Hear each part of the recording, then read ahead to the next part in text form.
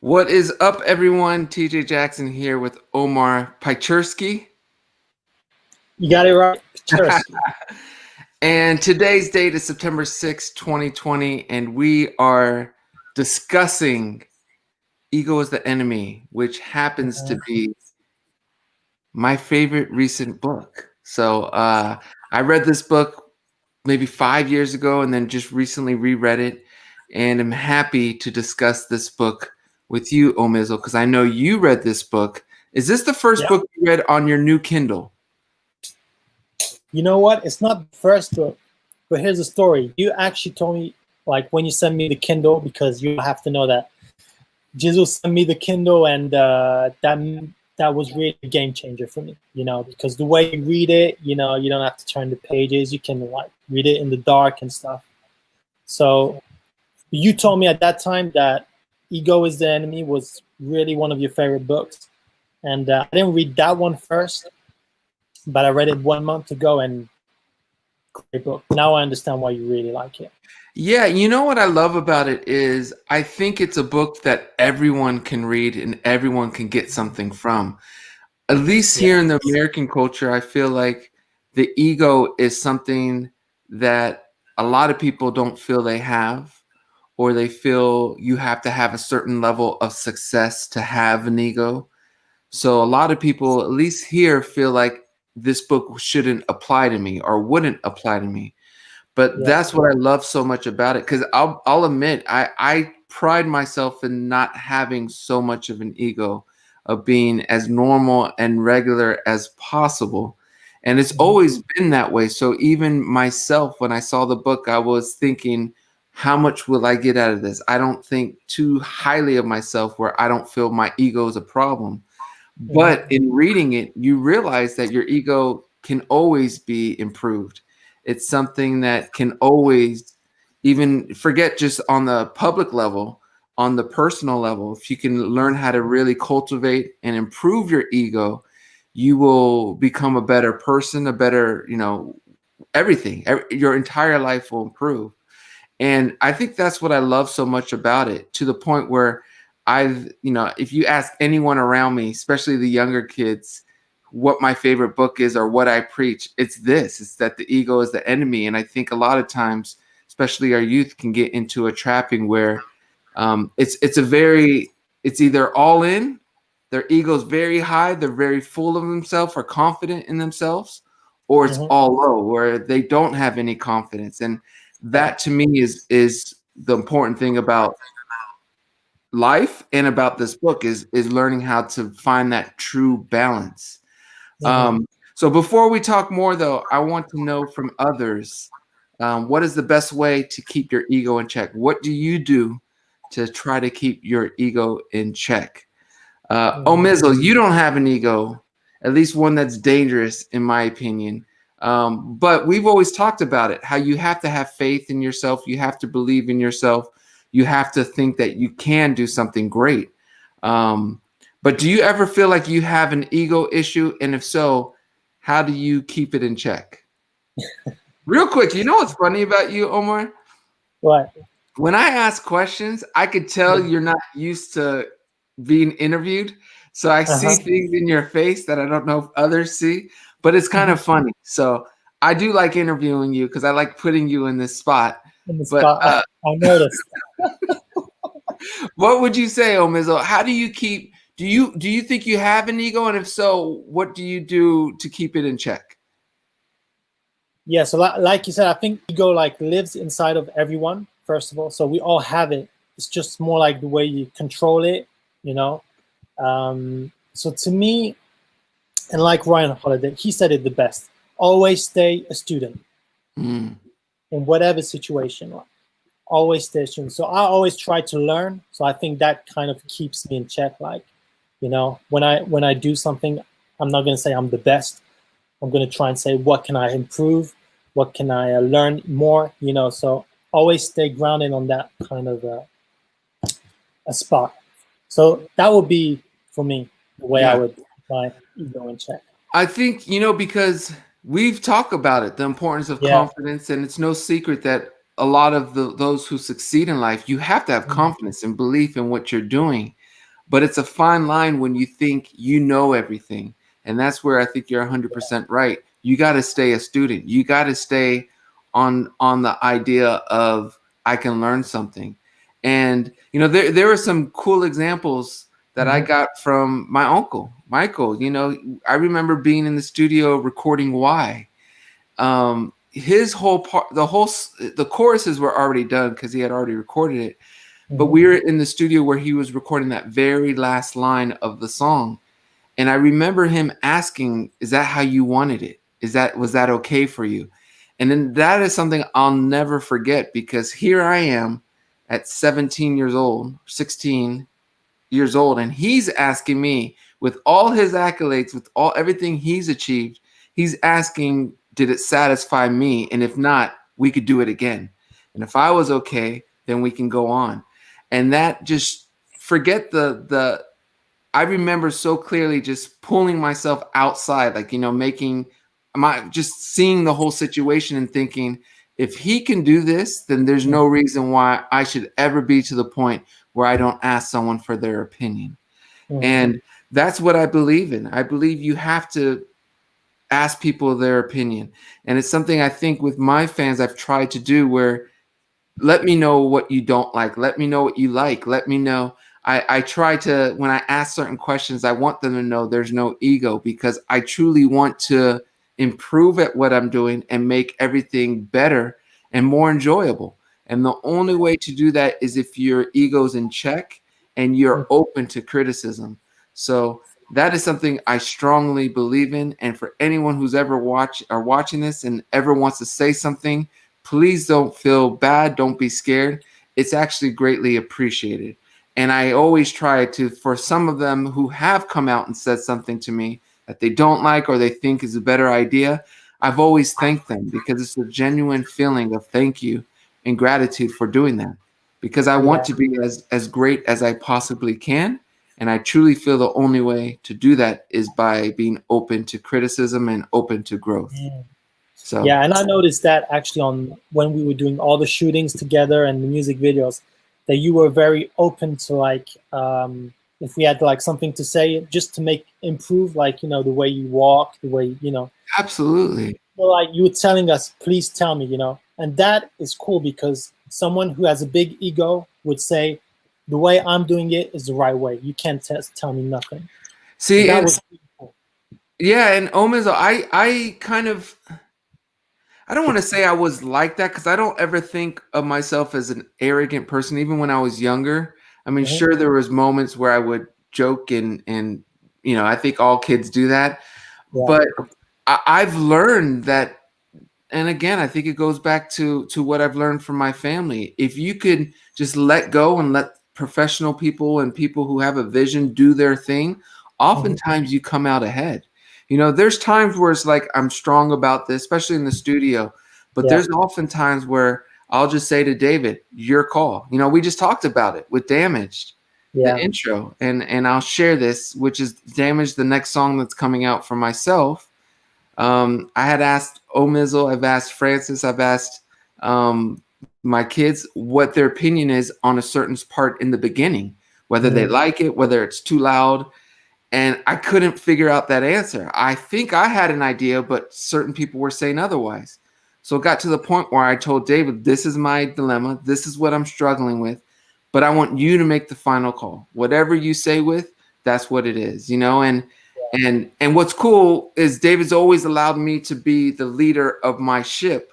But when I can recognize I don't know the answer, I go to others and I say, you make this call for me, please. It would help. And that is something that I feel this book has contributed to my mentality, because I think that's the true sign of getting the best you can in life, Mhm. you know. And So, and real quick, this is something from the book that I love. One of my favorite. There's so many great quotes from this book, but as Gautier, I believe is how you say the name, as Gautier once observed, the great failing is to see yourself as more than you are and to value yourself at less than your true worth. So you gotta be able to find that inner balance of what you the safe place of where you're gonna grow and have confidence in yourself, but not let your ego dismantle you. And how would you like deal with when you meet people? You've met a lot of people, like even like in the artistic, situation. How do you deal with people with big egos when you because you can detect that like in the first 5 minutes, I guess, right? Absolutely.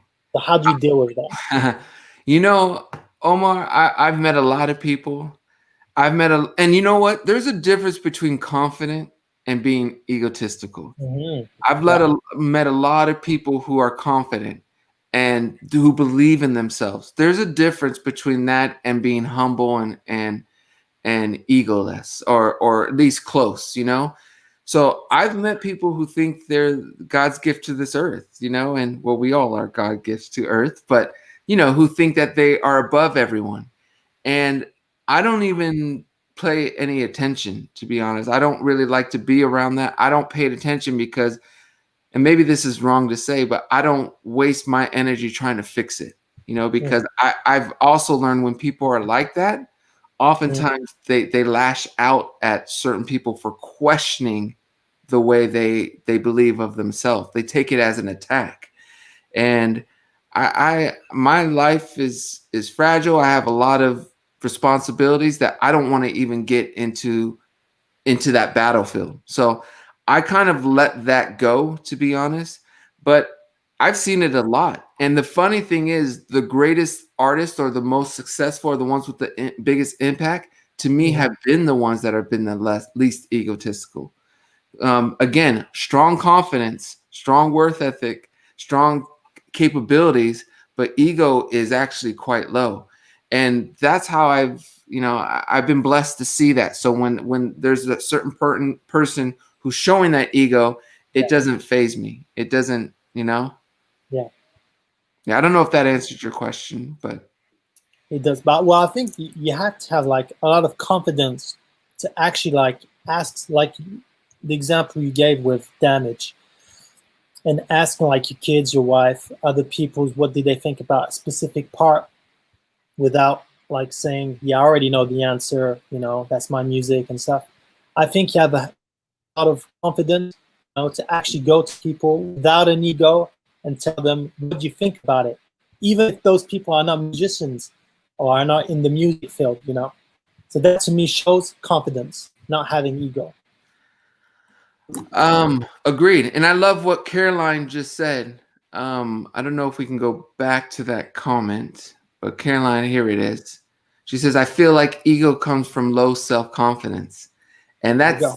that's so well said, Caroline. Mhm. I never thought of it that way, to be honest, but I think that is exactly right. I think a lot of times the ego comes from feeling like you have to counteract a self-confidence Yeah. issue. Um, but yeah, I think again, this is a book that I plan to read every 4 or 5 years just to keep it in check. And Mhm. it's interesting. I remember on a trip with Francis. I don't know what happened, but something happened, and every little thing, like every issue that was going on, or whether it was fight, something, we always could come right back to saying the ego is the enemy. You know, it's like neither one wanted to be wrong, and or whatever the issue, whatever tension there is, it always seems to be ego. Whether it's a parent and a child arguing, trying to convince each other, it's the Mhm. ego of wanting to be right. And there's so much value in being able to say, I was wrong. I learned this. I love you, and I will grow from this. And I hope you found some type of, value in everything that we just experienced, and moving on, and really meaning that, really feeling like I can learn something from this. I think that's super, super powerful for everyone, especially the younger you are, to understand that and understand the growth that can come from admitting fault and Mhm. emitting air is super valuable. Is super valuable. So And there was a good question here. How did your ego change through the years? you're That's a gonna question. answer this too, right? This I'm isn't gonna try just and for dance me. around it. How's the ego changed over the years? Yeah. I think I've gotten a healthier dose Mm, of being able to rely on others.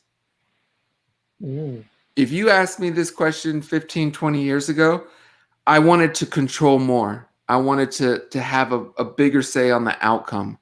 And now I'm at a point in my life where and I don't want to say I never valued it, but I really, really value others and their opinions. And I think I was in a position of feeling like I need to make if I'm going to put my name on something, it needs to be everything I want it to be. And it's still that way. I'm still doing my thing, but I'm giving pieces away to people I trust and find value in. And mm. that I think has made the overall product great. Even with all the stuff you do for me, Omar, it's things like if you like it, let's roll with it. I mean, there's times where I still have my input and feel what could be better, but when it comes down to it, if you ever said, trust me, Jizzle, this is the best, you won't hear me say I disagree unless I really do. If it's, Yeah. I believe in that now. Before I before I could have been accused and I could have been guilty of Mhm. saying that's your opinion. I want to. This has got to be me. I want to get Yeah. this shot. This got to be me. But not anymore. And it's freeing. It's very freeing when you could take that attitude of always being a student, because failures don't become failures. They become lessons, and they become, educational and growth opportunities. And when you can see life that way, everything is so much better. Now, I want to know why you're laughing or smiling. Talk to me, Jizzle. I'll tell you Or after. Mizzle. But first of all, I'll answer the question this time and not try to dance around it. So, what was the question again? Oh yeah, the ego. What was the question? About seeing it different from when you From the were, years. yes. Okay, got it. You know what? I think that to me, like when I was, let's say, like around 14, 15 years old. So that would be like 15 years ago. Um, without knowing it, I was more like, because I'm good in something, I can like, you can like be proud of it and just like say it to everyone. And people will, at that point, when you're in school and stuff, people can like you because you're good at something. But I've learned a few years later that being good at something doesn't make you better at it. So you're actually losing. Like while you're like bragging about it, people are gonna get higher than you because they're like working in secret to get better and better and better. And when I saw that, I was like, I have to stop like thinking that I'm already good at this. I have to think that I'm still like learning and I have to be better, better, better. And you'll never be 100% great at anything. So Mm. you can always learn. So that would be me 15 years ago. Okay. I love And it. yes, I've learned from that, and I always try to stay like And humble. I think that's a common thing, and I Yeah, think if you ask any 18, 19-year-old, and a lot of the viewers are parents, so they know, yeah, they're hitting their head against trying to get their kids to understand or learn something. And sometimes you just got to let the kids hit their head. And then what happens is they'll realize maybe I don't know everything. Maybe I should listen more. And that's something that I always preach to everyone, especially the kids, is to value the elder. They've learned more, they've lived longer. We can always learn more. And I think if you ask elder people, they really understand this lesson. Uh, yeah, we will learn that though we think big, we must act and live small and to accomplish what we seek. Humble in our aspirations, gracious in our success, resilient in our failures. I love this quote because you have to, you have to be gracious when you succeed, and you have to be resilient when you fail. Um, I want to ask you though, Omar, Mizzle, the relationship between hate and ego. I remember towards the latter part of the book, it talks a lot about hate and how that can affect just a relationship. If you have a high ego, you tend to hate things, or you get more offensive. It's kind of what I guess what I said in the beginning of this stream. like you can't say people with big egos. You can't say anything to them. Like even if they know you're right, they're gonna go against it just because they want to go against you and say no, no, no. Yeah. And that's the problem. So you're like you said, you're using energy for someone that's just gonna stay the same anyway. So don't waste it. And it's interesting. One thing I wonder. Well, I should start it this way. When I see a bad review or a bad critic, and this has always been the case, Mm-hmm. we all get them. You know, there's always going to be people who are going to badmouth your creation or art, or trolls in today's world. I've can comfortably and happily say today in my time now, at this point in my life, I truly send love and well wishes to them. Not that I ever wanted to send ill wishes, but sometimes it would entice me to respond, and I don't want to say in a negative way, but in a negative way, or like, or I'd have that thought where it's like, what are they talking about? You get defensive. But as I've gotten to this point, I embrace it. I send love, even if it's ill, even if there's no true intent there's no true value. They just want to poke holes or be mean. Yeah. I've gotten to a point where I can send love and see the issue with that, and that is such a beautiful thing. And I wonder if my uncle ever got to that point. And I feel he did with, harsh critics or people that would say things. I think there's a point of freeing of yourself when you can say, I'll pray for that person or send them love. Because we all have enemies. Some of us have more than others. Some people, there's people out there that despise me. And truthfully, I'm continuously trying to make sure I send them love and light, because that will hold you down and create a dark hole in your life and for those around you. And that's not something I have any interest in contributing in. So I try to relieve the issue or relieve any tension and move on. And I think in that book, it says at one point, like, if in a negative situation you respond positive, you win. And that's what, I think you try to do.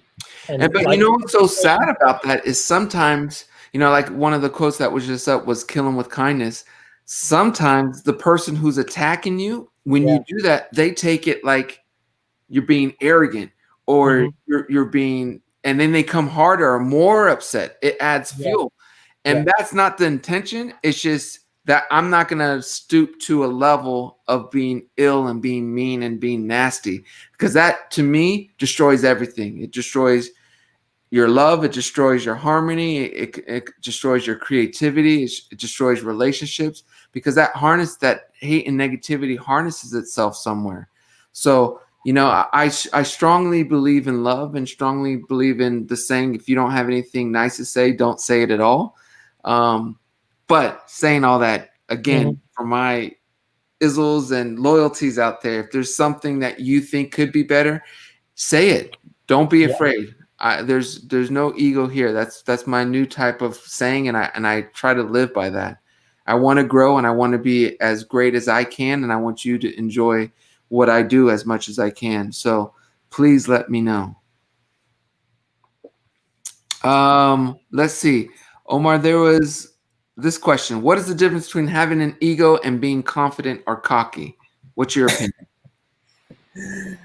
And I want to know what the commenters. So if you're watching, please let us know in the comments. What is the difference between having an ego and being confident and cocky? I would say it's a tough one. But having an ego probably is taking yourself too seriously. And be confident, you can actually like have fun about it. You can be confident about what you do, but still like take critiques and still have fun around. So I would say different would be a very fine line between that. Taking yourself too seriously. I think cocky, and I'm going to try to rephrase this word, but I think cockiness. Cocky is bragging, right? Is that what it means? Yeah, cocky is being bragging, thinking you're the greatest thing. I think that's more aligns with ego. So I think the question should be, what is the difference between having an ego, being cocky, versus being confident? Yeah. And to answer that question, I think we all have to have confidence in what we do in life.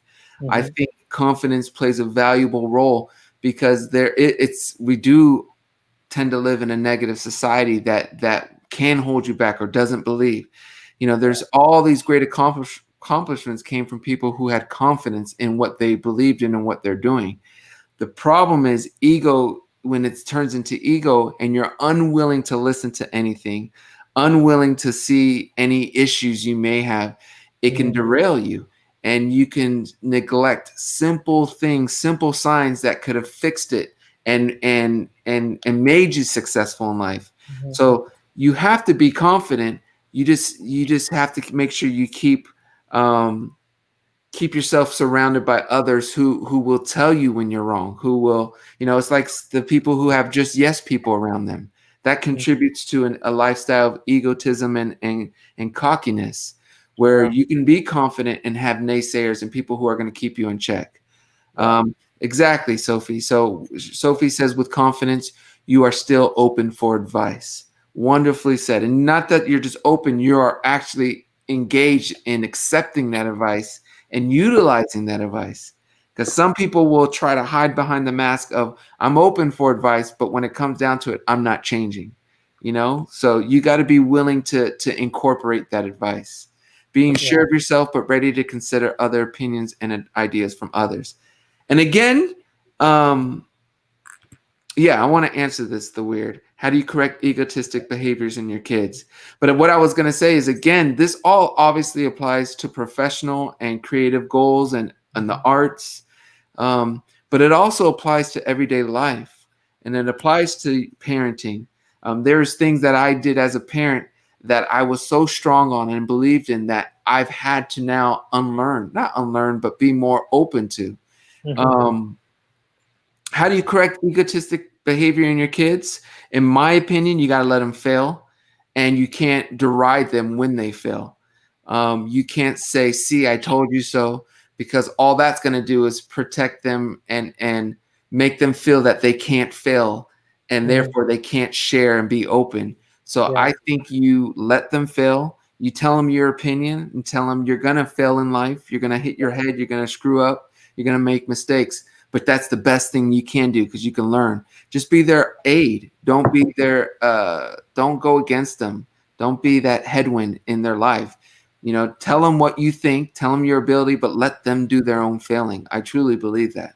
I agree. That's the way I learned, because I realized that I was not going anywhere, just like thinking I was good at something.